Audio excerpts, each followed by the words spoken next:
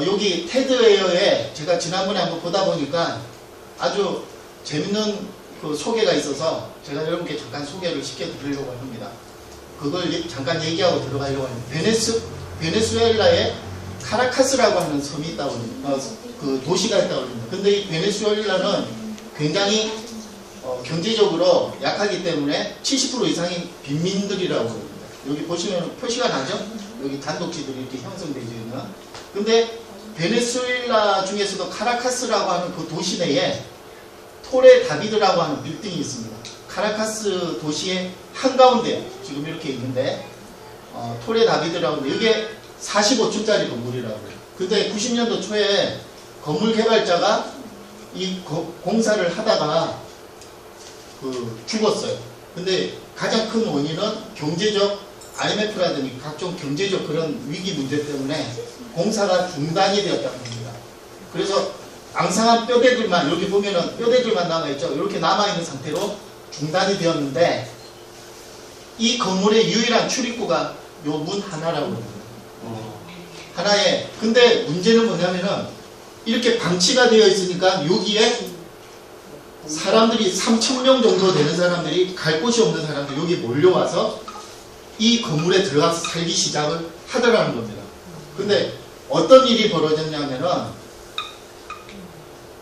엘리베이터도 없고 아무것도 없는 그런 상태 속에서 45층까지 오르락내리락하는데 굉장히 어렵잖아요. 근데 이런 부분들에 대해서 3,000명이 여기에서 살면서 자기들 나름대로의 해결책을 생각해서 살더라는 겁니다. 여기 보면은 이 빛이 들어오는 그 부분들에 대해서도 이렇게 채광이라든지 그리고 환기라든지 이런 부분들을 자기들 나름대로 꾸미면서 이렇게 사는데 이 건물이 버려진 도시가 아니라 아주 살아있는 도시처럼 만들어지더라는 겁니다. 여기 건물 안에 환기하는 법도 이렇게 하고 그리고 여기 보면은 이 사람들 같은 경우에는 자기가 사는 집에 벽돌들을 빨간 벽돌들을 주워와서 벽돌들을 이렇게 쳐서 나름대로 자기 나름대로의 영역을 이렇게 만들더라는 것이죠.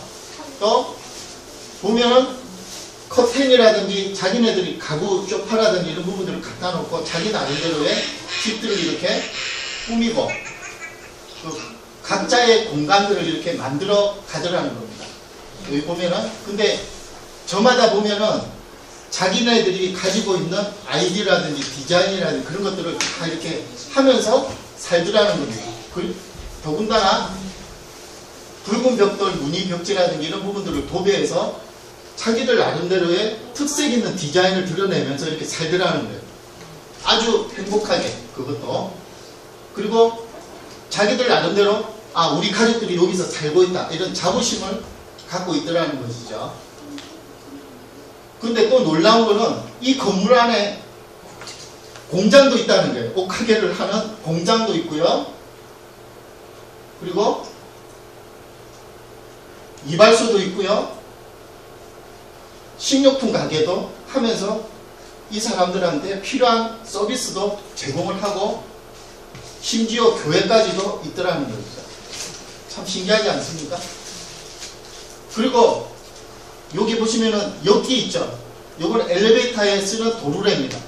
이걸 갖다 놓고 여기에 보면은 헬스장도 이렇게 만들어서 운동도 하는 헬스 공간도 만들고 그렇게 해서 이 공간을 사람들이 아주 잘 활용을 하더라는 것이죠. 또 한 군데 나이지리아의 마코코 공동체라고 있는데 여기는 15만 명이 사는 아주 비참한 빈민가입니다.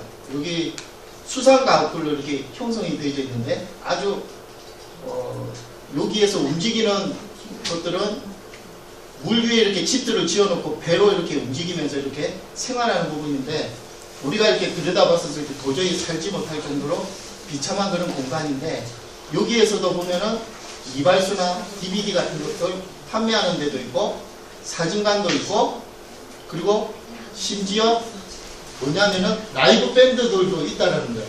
여기서 보면은 음악도 연주해 주면서 이렇게 하는 밴드들도 있더라는 거예요.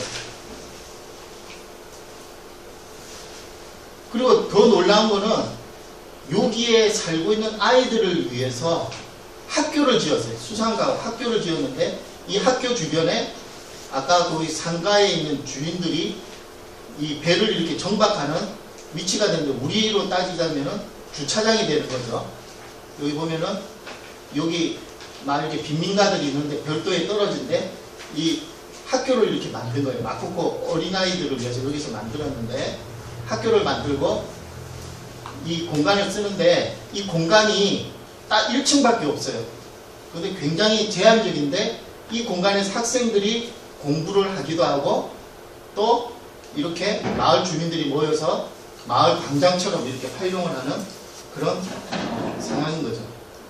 아주 빈민가지만은 빈민가에서도 이런 공간들을 활용을 해서 공동체 활동이 활발하더라는 거예요. 그리고 여기는 카이로의 자발린이라고 하는 도시인데 여기에 주 생업은 쓰레기 처리하는 일이 이 도시의 일입니다. 쓰레기 도시입니다.